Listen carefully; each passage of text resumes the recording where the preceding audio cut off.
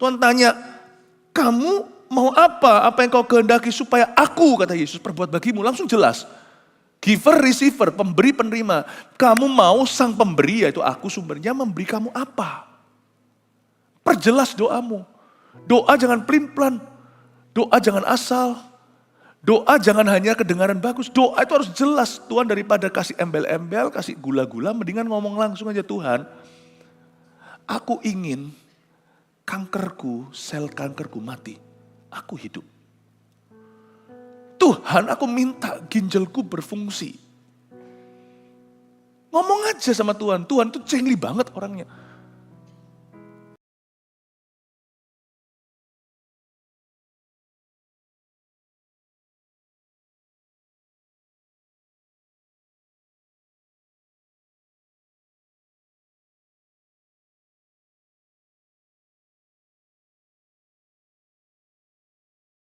Beri pujian bagi Tuhan, haleluya.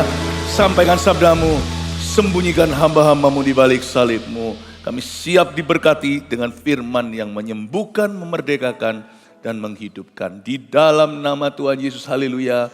Amin. Sebelum Anda duduk kembali, dapatkah Anda sapa orang sekelilingnya, katakan, Tuhan mengasihimu. Silakan duduk Bapak Ibu, selamat hari atau Jumat Agung hari ini 2000 tahun yang lalu. Yesus mati menebus dosa kita, dan bukan hanya dosa kita, tapi Yesus juga telah membeli kesembuhan kita. Ku percaya mujizat, sebab percaya Tuhan. Zaman ini semakin banyak orang mempertanyakan mujizat masih ada atau tidak. I wish, saya kalau bisa, saya join the crowd bersama dengan yang lainnya. Ya sudahlah, sekarang sudah ada obat-obatan, sekarang sudah ada teknologi. Saya nggak harus percaya mujizat lagi, lebih aman. Tidak dapatkan kontroversi, kritikan segala. Tapi satu hal yang mengganjal saya, yaitu selama Tuhan Allah adalah roh, dan Allah kita supranatural, tidak bisa tidak. We have to believe. Jadi orang Kristen bahkan tidak legal. Kita tidak percaya pada perkara-perkara supranatural. Bukan berarti kita ngeroh, bukan berarti kita motivasi, maunya miracle doang. Coba bayangkan kalau segala sesuatu tentang kekristenan itu hanyalah tentang salib dan kematian. Jangan lupa Yesus bangkit pada hari ketiga. Perkara mustahil pun terjadi. Don't forget that. Jangan lupakan hal itu. Dan kita itu percaya kepada seorang individu seorang pribadi yang tidak dilahirkan lewat pernikahan normal, seorang laki-laki dan perempuan, tapi dikandung oleh karena Roh Kudus. Coba bayangkan. The Jesus you believe in was born miraculously. Bukan hanya itu, pelayanannya, Lazarus dibangkitkan, matinya, bangkitnya pada hari ketiga, bahkan gereja berdiri pun oleh karena turunnya lidah-lidah api yang gentayangan di atas kepala. How could you as a Christian, bagaimana kita tidak percaya bahwa mujizat itu ada?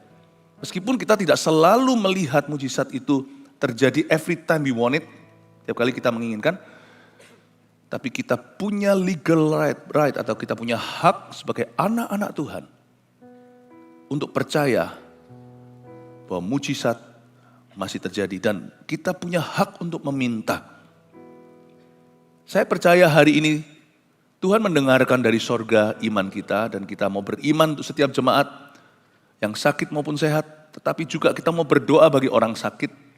Saya berdoa sebagai gembala sidang agar jangan ada satu lagi jemaat kita yang sakit, jangan ada yang mati prematur.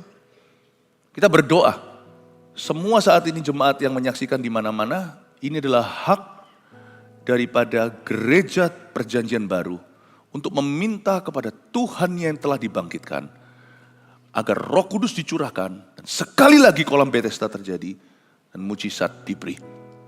Kalau Anda sakit hari ini, kami mau mendoakanmu. Tapi sebelumnya, kau berfirman dan menyembuhkanku. Firman harus dibagikan dulu. Sepanjang hari 5 kali ini, saya menyampaikan berbagai aspek mujizat yang Yesus lakukan di kitab Injil. Itu dia, dan umum pertama, saya akan bahas tentang Bartimeus, bagaimana Yesus menyembuhkan mata seorang buta. Ya, itu beda yang 1 dengan 5 ya, itu 2 orang yang lain. Mari kita sekarang baca bersama Markus 10 dibuka dulu, tapi sebelumnya saya bacakan sebuah kesaksian. Kesaksian ini diambil dari Jumat Agung tahun lalu. Tidak ada mujizat kecil, tidak ada mujizat besar, tapi ini semua adalah kesaksian jemaat dan patut dibacakan. Olivia, Shalom. Saya mau memberikan kesaksian saya saat saya disembuhkan oleh Tuhan ketika mengikuti ibadat Jumat Agung. Jadi sejak saya SMP saya memiliki gangguan alergi dan setiap malam selalu sangat gatal di bagian kaki sehingga menimbulkan luka. Berbagai pengobatan sudah saya jalani sampai tahun ini tapi saya juga belum sembuh. Kemarin saat ibadah saya pelayanan sebagai usher jam 1 dan saat holding hands waktu kita bergandengan tangan saya mendengar Pak Philip berkata yang punya alergi akan sembuh. Di situ saya mengimani itu buat saya dan saya menangis terseduh-seduh saat itu. Padahal saat itu saya sedang tugas dan terhitung sejak dari hari Jumat itu sampai sekarang saya setiap malam tidak pernah merasakan gatal sama sekali. Puji Tuhan. Mari kita baca bersama-sama Markus 10 ayat yang ke-46 sampai 52. Yesus menyembuhkan Bartimeus. Lalu tibalah Yesus dan murid-muridnya di Yeriko. Dan ketika Yesus keluar dari Yeriko, bersama-sama dengan murid-muridnya dan orang banyak yang berbondong-bondong, ada seorang pengemis yang buta, bernama Bartimeus, anak Timeus, duduk di pinggir jalan. Ketika didengarnya bahwa itu adalah Yesus orang Nazaret, mulailah ia berseru, Yesus anak Daud, kasihanilah aku. Banyak orang menegurnya supaya ia diam. Namun semakin keras ia berseru, anak Daud, kasihanilah aku. Lalu Yesus berhenti dan berkata, panggillah dia. Mereka memanggil orang buta itu dan berkata kepadanya, kuatkan hatimu, berdirilah. Ia memanggil engkau. Lalu ia menanggalkan jubahnya. Ia segera berdiri dan pergi mendapatkan Yesus. Tanya Yesus kepadanya, apa yang kau kehendaki supaya aku perbuat bagimu? Jawab orang buta itu, Rabuni, supaya aku dapat melihat. Lalu kata Yesus kepadanya, go, pergilah, imanmu telah menyelamatkan engkau. Pada saat itu juga melihatlah ia, lalu ia mengikuti Yesus dalam perjalanannya. Yesus menyembuhkan Bartimeus. Kita lihat ayat yang ke-46. Lalu tibalah Yesus dan murid-muridnya di Yeriko. Ada episode sebelumnya, murid-muridnya lagi gegeran. Mereka berdebat siapa yang terbesar, gara-gara ada provokatornya. Mamanya Yakobus dan Yohanes. Ini kalau mama-mama mulai ikut-ikutan tuh, mulai repot. Anak-anak berantem di sekolah minggu atau di sekolahan, lalu habis itu orang tuanya campur, apalagi kalau mama-mamanya sudah ikut, wah jadi rame. Yesus gak suka yang gituan. Di dalam yang seperti itu tuh gak ada kuasa. Semua isinya hanya daging manusia.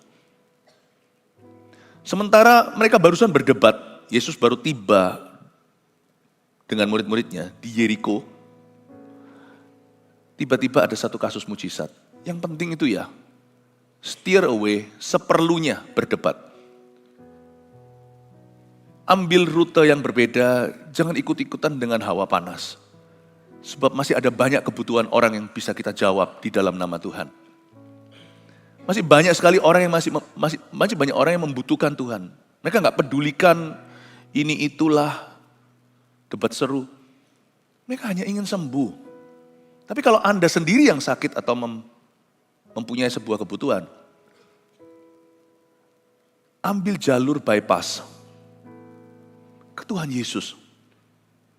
Udah nggak usah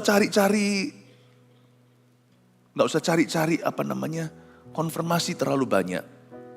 Kalau firman mengatakan, percaya saja. Sementara mereka sedang berdebat seru, Yesus berjalan, lalu tiba-tiba ada orang buta. Tanpa mereka semua sangka, kecuali Yesus tahu, bahwa sebentar lagi akan terjadi sebuah beautiful miracle atau mujizat yang indah. Dan ketika Yesus keluar dari Yeriko, Yesus keluar dulu dari Yeriko, itu hawa panas, Yeriko itu panas sih. Jadi kalau di atas itu derajat rendah, di bawah itu masih tinggi. Yeriko itu kota palem itu loh. Itu kalau di Israel, ya. Kalau di Israel itu di selatan, di dekatnya Laut Mati. Biasanya kalau summer musim panas, panasnya bisa 40 degrees. Bisa 40 derajat Celcius. Yesus keluar dari awan panas, tapi secara profetik Yesus juga mau keluar dari semua urusan-urusan manusia yang bahasa Jawanya boten-boten ini. Yang enggak ini. Sorga masih punya gawe, masih punya kepentingan dalam diri orang. Yesus mati itu kan kematiannya tidak sia-sia, bukan hanya keselamatan, tapi orang sakit pun punya hak untuk memetik dari pohon kehidupan. Lord heal me, Lord heal me. Sekalipun sudah ada teknologi di dunia ini, ada perkara-perkara tentu yang hanya bisa sembuhkan oleh kesembuhan ilahi. Tapi saya ingin Anda melihat bahwa kesembuhan itu so pribadi loh. Sangat personal, Anda tidak bisa ikut-ikutan. Buktinya banyak orang ingin membungkam Bartimeus. Termasuk murid-murid Yesus. Kristen atau bukan, divine healing, kesembuhan ilahi tidak populer di dunia ini. Di dalam dunia gereja menjadi perdebatan seru. Di dunia, mereka menganggap kita itu gila. Tapi Yesus keluar dari Yeriko. Anda mau mengalami mujizatmu? Keluar dari semua ini, keramaian ini. Turn your eyes upon Jesus. Look full in his wonderful face. You see, and the things of earth will grow strangely dim in the light of his glory and grace. Arahkan matamu kepada Yesus. Look full in his wonderful. Terus habis itu, lupa saya bahasa Indonesianya. Pandang wajah Tuhan, dan sekelilingmu pun menjadi pudar. Di dalam terang kasih Yesus, ini terjemahan bebas tenan. Tapi Anda mengerti maksudnya. Arahkan pandanganmu pada Tuhan Yesus. Keluar dari Yeriko, repot banget. Kenapa divine healing diserang terus? Karena setan ingin anak-anak Tuhan sakit. Kalau orang Kristen lemah tubuhnya, gampang diserang. Tidak sedikit juga akhirnya yang goyah imannya. Bukan berarti kita goyah kalau kita menderita secara fisik. Buktinya Ayub enggak, bukan. Tapi kalau kita itu meragukan Tuhan, kita akan goyang. Kalau kita enggak percaya mujizat masih terjadi, lama-lama kita pun tidak percaya Tuhan. Tuhan jadi di level masuk akalmu terus. Bapak Ibu Saudara, setan tahu kalau kita itu meragukan kuasa Tuhan, cepat lambat kita pun akan meragukan Tuhan. Saya tidak selalu mengalami mujizat dalam hidup saya, to be honest with you. But I believe in miracles. If I don't experience it, someone else will. Kalau saya belum mengalami sesuatu, mungkin Anda mengalaminya. Saya tidak mau dirampas iman saya, karena saya belum mengalami sesuatu atau sudah alami sesuatu. Karena Tuhan adalah lebih dari pengalaman saya. The truth in the Bible, firman Tuhan, kebenaran di dalamnya, itu absah. Kebenaran di dalamnya itu sah. Kebenaran di dalamnya itu tidak bisa goyah. Apakah Anda sudah mengalami sesuatu atau belum mengalaminya, tidak mengubah seiota dari firman Allah. What I'm preaching is not my experience. Apa yang saya khotbahkan bukan pengalaman saya. Yang saya khotbahkan sesuatu yang lebih tinggi dari itu. Yehovah Rafa, dia tidak pernah berubah dahulu, sekarang, sampai selama-lamanya. Saya ingin Anda mengerti bahwa untuk kita alami mujizat, kita harus keluar dari semua tali kusut itu. Ketika Yesus keluar dari Yeriko bersama-sama dengan murid-muridnya, dan orang banyak yang berbondong-bondong. Ada seorang pengemis yang buta bernama Bartimeus, anak Timeus, duduk di pinggir jalan. Interesting sekali di ayat 46 ini, ketika Yesus keluar dari Yeriko, Yesus sama murid-muridnya bersama dengan orang banyak yang berbondong-bondong. Ini terdengarnya seperti a church movement ya, yang dipimpin Yesus sendiri, sebuah kegerakan gereja. Murid-muridnya, orang-orang banyak, kita bawa jiwa-jiwa, ini masih pagi, kita masih bisa bawa teman-teman kita di ibadah-ibadah nanti, tidak ada alasan, tidak kebaktian, karena di gereja kita dari pagi sampai malam, tinggal pilih salah satu, tidak bisa kita membolosnya. Ajak teman.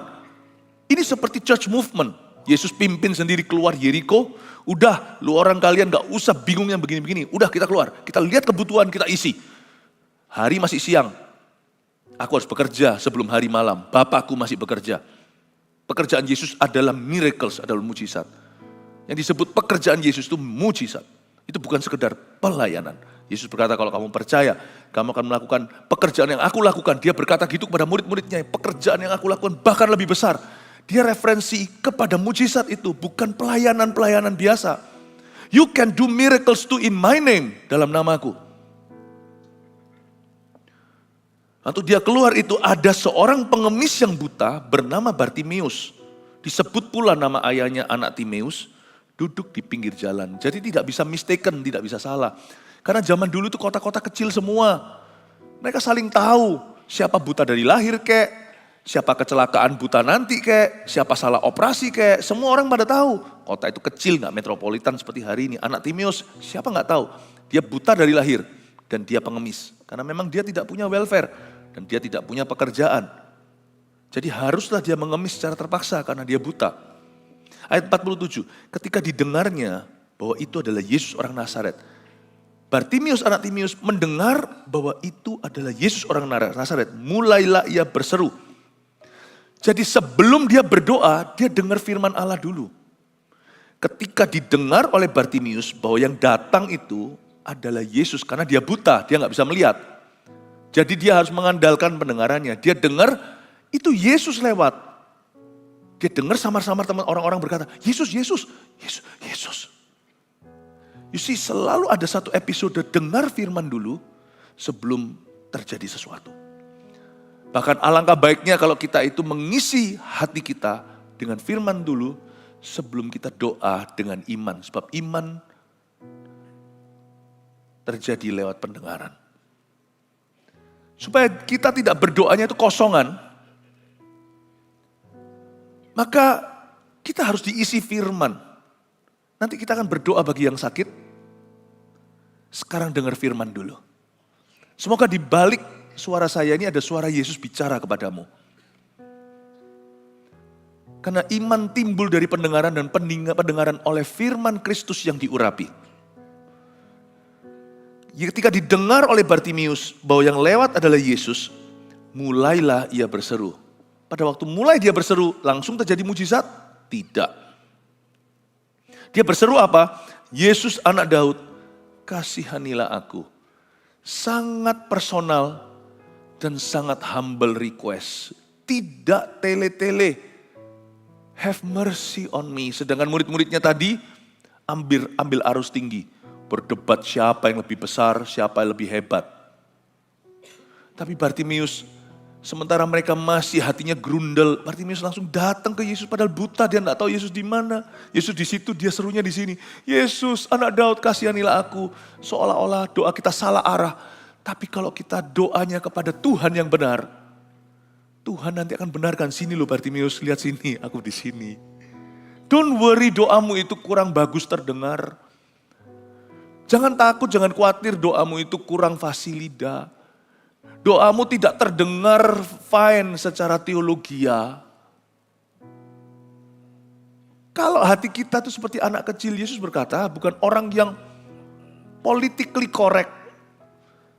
Orang yang betul secara politik yang akan didengarkan Allah. Tetapi kalau kamu minta, hendaknya imanmu seperti anak kecil. Anak kecil itu lugu dan polos. Dia berkata, papa, papa. Dia percaya. Percayamu itu tanpa curiga. Just believe.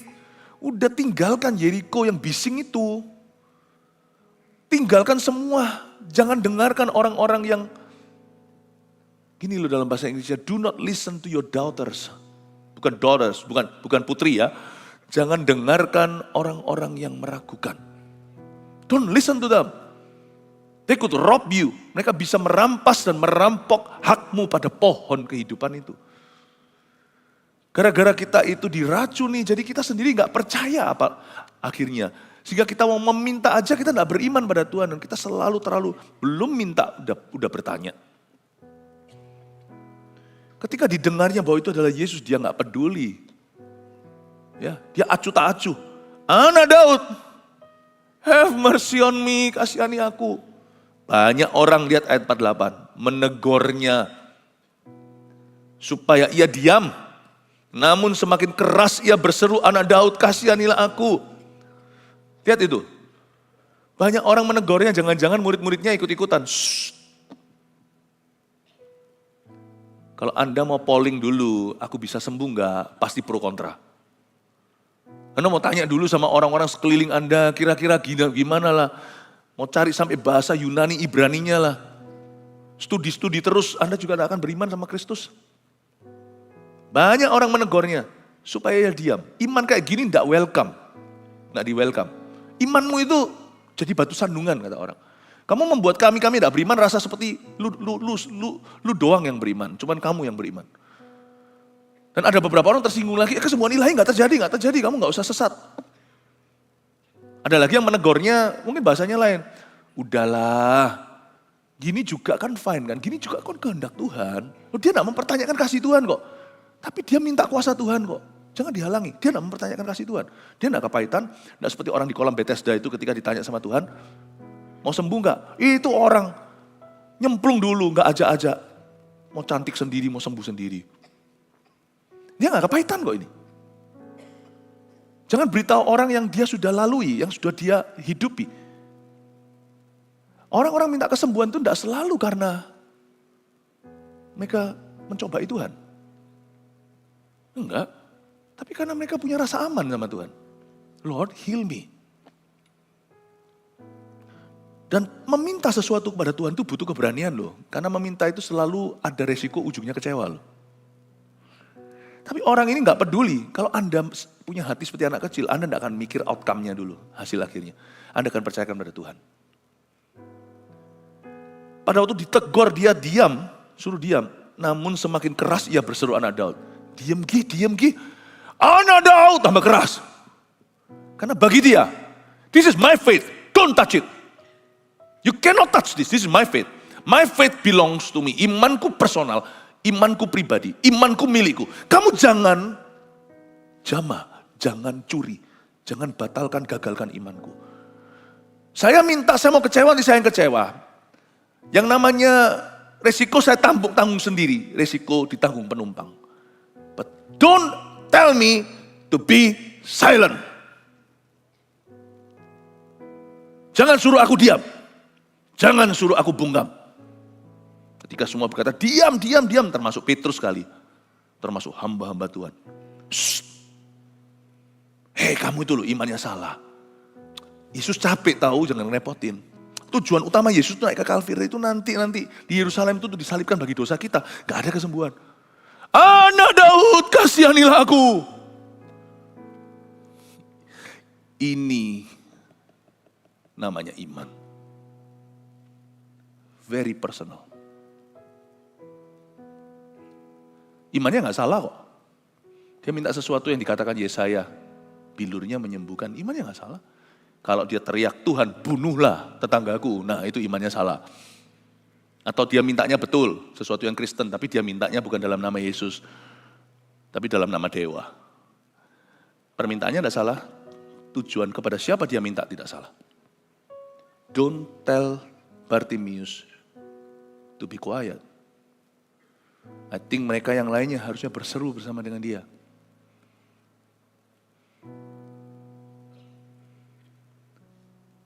Kemarin waktu di saat teduh bersama saya ada ngomong. Saya bilang, saya ajak kan keluarga saat teduh yang mau datang. Di GMS nanti Jumat Agung ini di mana-mana kita akan mendoakan jemaat kita. Karena saya sebagai gembala sidang gak mau kelihatan jemaat saya mati muda. Saya berkata, jangan ada seorang pun di antaramu atau siapapun juga, karena online itu kan terbuka ke seluruh dunia. Yang menghalangi saya lakukan ini ya, ini hak kami. Sana tidak percaya, siapapun yang tidak percaya, monggo silakan. Aku percaya, I believe in miracles, you don't, fine by me. Gak apa-apa. Kalau kita memintakan sesuatu yang baik, siapa yang bisa menentangnya? Kecuali kalau saya doakan orang gini ya, saya doakan, mari kita semua doa ya, saya doakan supaya kamu sakit, supaya kamu mati. Oh jangan, itu adalah permintaan busuk. Nah disitulah silahkan siapapun mau melawan. Tapi kalau saya doakan seseorang untuk sembuh, untuk dia umur panjang, untuk dia sehat. I don't think I should quiet down, I think orang yang tidak setuju dengan itu yang should be quiet. Saya hari ini berdiri dengan tegas, atas dasar Jesus, Yehovah Rafa. Dan semoga iman kami itu handsome. iman kami itu ganteng di depan Tuhan. Nanti dijawab, saya harap di akhir ibadah ini setelah hari Minggu ini belum Minggu lagi. Setelah Jumat Agung ini, saya harap nanti tiba-tiba ada orang yang pergi ke dokternya dan berkata, penyakitmu hilang, autoimunmu lenyap. Tiba-tiba yang tuli bisa mendengar. Oh haleluya. May our faith be handsome. Dan today, hari ini biarkan iman. Oh coba lihat kanan kirinya, itu orang-orang cakep. Orang beriman itu cakep-cakep di mata Tuhan. Coba lihat kanan kirinya, imanmu membuatmu cakep di mata Tuhan. Saya ada ayatnya loh, iman itu buat kita cakep. Tanpa iman Tuhan gak senang. Gak ada orang bisa menyenangkan Tuhan tanpa iman. Oke? Sampai mana tadi? Ayat yang ke-49. Lalu Yesus berhenti. Wow, katakan wow. Yesus berhenti loh.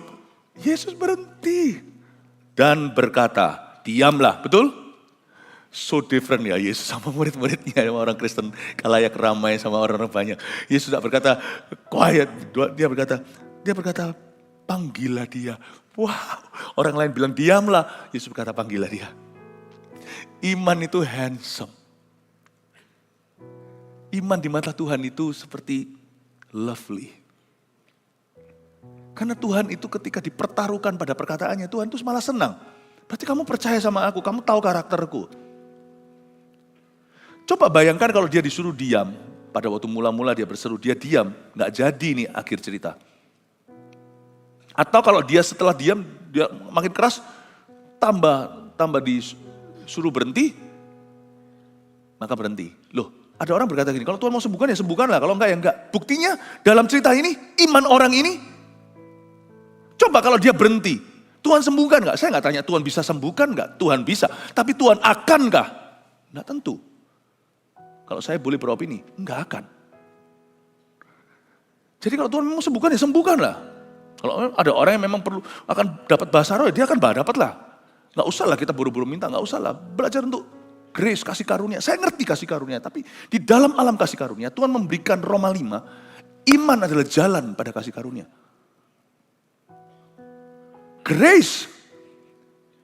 Faith is a pathway to grace. Tangan untuk menggapai apa yang merupakan yang diberikan dengan cuma-cuma oleh Tuhan itu faith. Buktinya nanti saya kasih bocoran ayat tadi yang kita sudah baca, saya ingatkan. Tuhan terakhir berkata, bukan aku telah menyembuhkanmu, meskipun kita tahu sumber kesembuhan itu siapa. Dia berkata, imanmu telah menyembuhkanmu. Dia nggak bicara kepada Bartimeus, karena Bartimeus sudah beriman. Dia bicara kepada mereka sekelilingnya dulu yang suruh dia diam. Hari ini dapat mujizat yang kalian semuanya itu nggak dapat apa-apa. Karena hanya dia yang beriman. Makanya Tuhan langsung memberi dia pujian. Imanmu menyelamatkan aku. Tuhan nggak bicara kepada Bartimeus saja. Sementara Tuhan tuding Bartimeus, 4 yang jarinya yang lain itu menuding yang lainnya. Yang lainnya tidak beriman. Betul siapa sumbernya, Yehova Rafa. Tapi tidak akan kejadian dan keluaran jikalau Bartimeus tidak tekun teguh dan tidak kekeh dalam imannya. Imanmu kekeh enggak? Kekeh enggak imannya? So faith makes a difference, huh? Jadi iman itu membuat perbedaan. Iya.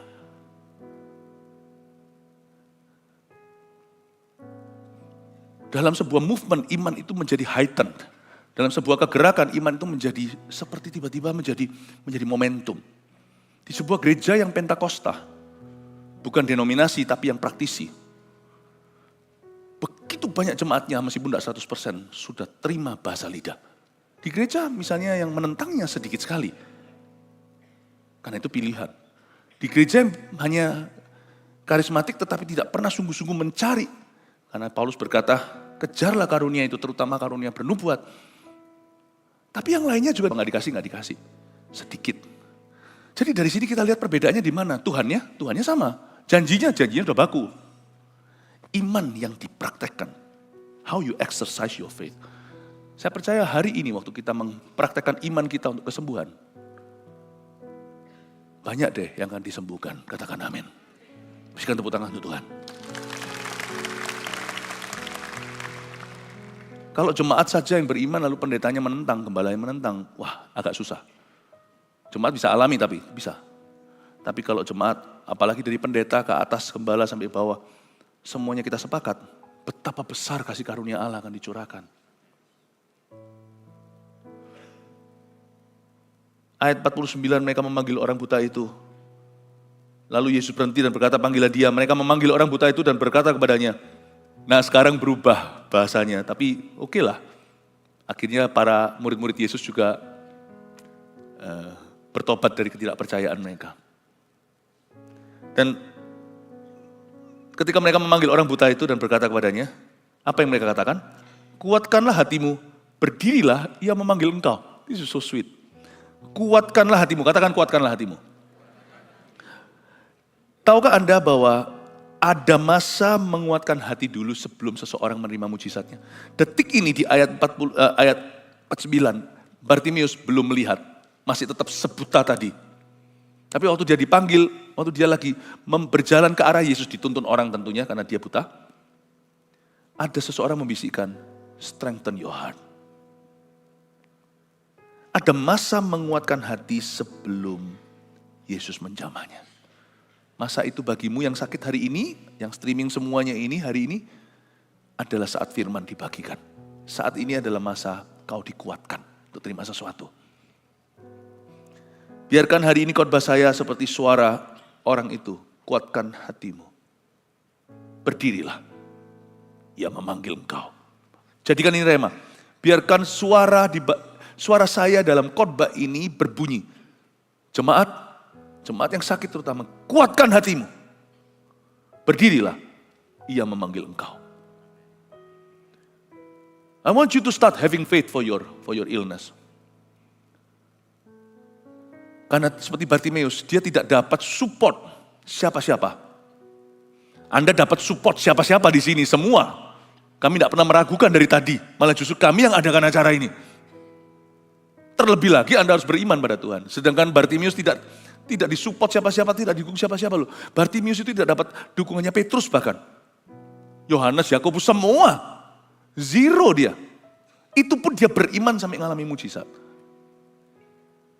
Saya ingin Anda beriman untuk kondisimu. Karena iman itu pribadi. Kadang-kadang kita itu minta didoakan orang lain, doakan aku. Tapi kita sendiri malas beriman, kita sendiri gak mau beriman pada Tuhan. Doa orang lain itu bisa meneguhkan. Tapi kita sendiri harus beriman karena kita anak-anak Tuhan. Kita harus tahu hak kita. Aku ini adalah anak. Aku darah dagingnya. Yesus mati itu bilurnya untuk menyembuhkan aku. Darahnya untuk menebus dosaku. Berimanlah Bapak Ibu. If you don't start having faith, mau 1.001 tangan tertempel atas tubuhmu dan mendoakan. Mau dari orang biasa sampai orang-orang yang luar biasa, sampai Petrus sekalipun juga percuma. I'm not saying bahwa kita tidak bisa berdoa bagi orang lain, karena saya melihat bolak-balik. Orang sendiri yang tidak beriman, anugerah Tuhan bisa terjadi. FKA berapa dulu waktu kita adakan di Surabaya sini Jatim Expo itu orang-orang pada berdiri semuanya dari kursi rodanya. Bahkan setelah usai ibadah, termasuk di parkiran saya dapatkan banyak report dari panitia. Bukan orang yang belum percaya, benar-benar bukan orang Kristen yang disembuhkan oleh Tuhan sini sana. So I believe, kita percaya masih ada 4 orang yang bisa nurunkan orang lumpuh itu dari atas atap. Iman 4 orang itu yang menyembuhkan si lumpuh. Aku percaya, tapi bukan berarti kita boleh membolos untuk beriman. Kalau hari ini Tuhan bicara kepadamu, percayalah. Mintalah. Berimanlah kepada Tuhan. Iman itu sangat pribadi. Sekalipun ada instances, ada kejadian-kejadian di mana orang itu dijamah karena orang lain beriman. Jangan itu jadikan alasan untuk Anda tidak beriman. Amin Bapak Ibu Saudara. Belajar dari Bartimeus. His faith was unshaken for his healing. Imannya tidak goyang untuk kesembuhannya sendiri. Imannya tidak goyang. Dia gak dapat support dari gembala-gembala sidang, siapapun pemimpin rohani, dia tidak punya. 0, 0. Tapi dia believe. Healing was his. Dia percaya kesembuhan adalah miliknya. Lalu ia menanggalkan jubahnya. Sepercaya apa? Coba lihat ayat 50.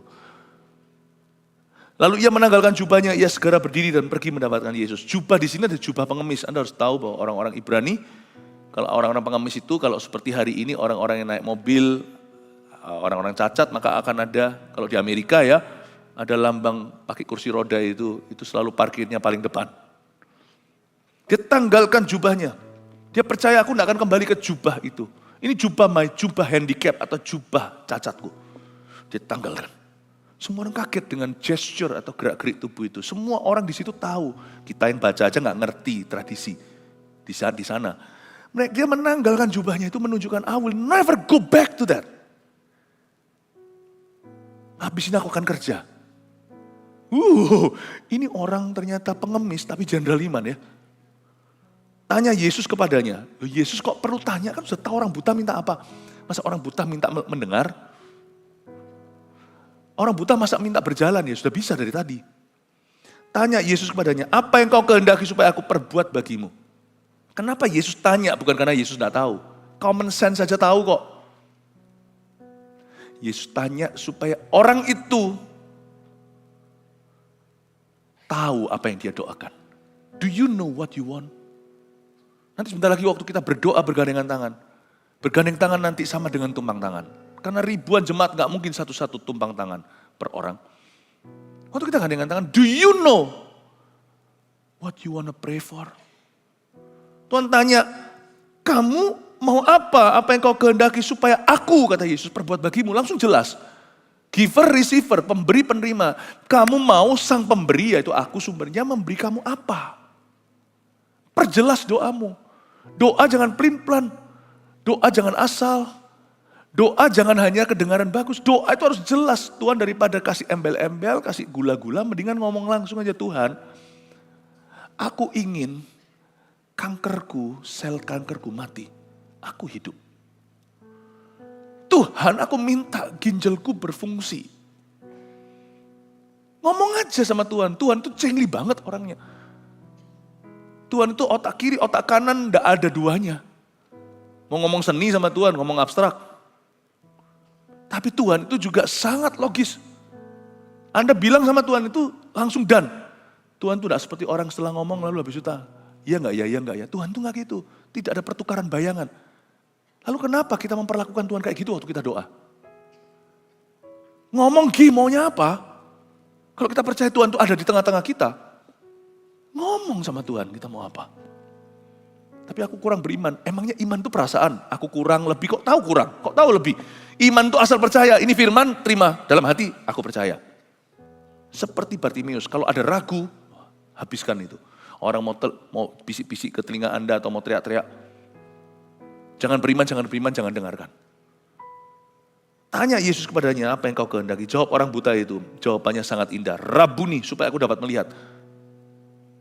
Ya jelas lah dia mau lihat. Tapi kata Rabuni, coba katakan Rabuni. Ini tidak ada hubungan sama rabun mata. Rabuni itu adalah kata yang lebih tinggi dari rabi. Berarti dia tidak nyebut Yesus sebagai guru atau guru-guru orang Farisi. Atau guru agama only. Dia sebut Yesus sebagai Lord, Master. Dalam bahasa yang dia bisa mengerti. Rabuni, engkau Tuhan. Engkau majikan. Engkau lah yang maha kuasa. Engkau lah yang besar. Rabuni, supaya aku dapat melihat. Lalu kata Yesus kepadanya, pergilah, aku menyelamatkanmu. Betul? Memang betul Tuhan juru selamat, tapi imanmu, Tuhan jelaskan prosesnya. Ini terjadinya kenapa? Dalam satu kalimat ini, sudah menjadi seperti sebuah khotbah. Bagi orang-orang sekelilingnya yang menyaksikan apa yang terjadi, supaya mereka mengerti how the process from zero to hero ini seperti apa. Iman orang ini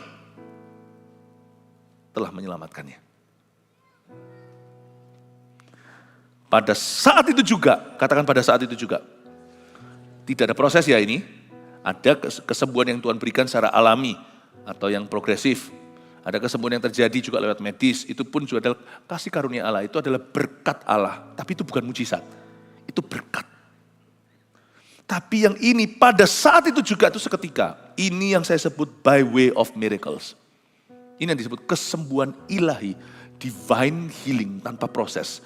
Tuhan memberikan kepada orang itu seketika itu juga melihatlah ia. Lalu nggak berhenti di situ, ia mengikuti Yesus dalam perjalanannya. Yesus kan dari Yeriko keluar nih, ia mengikuti Yesus dalam perjalanannya. Anda harus tahu, ini mujizat yang lebih besar. Yaitu ketika seseorang berbalik arah.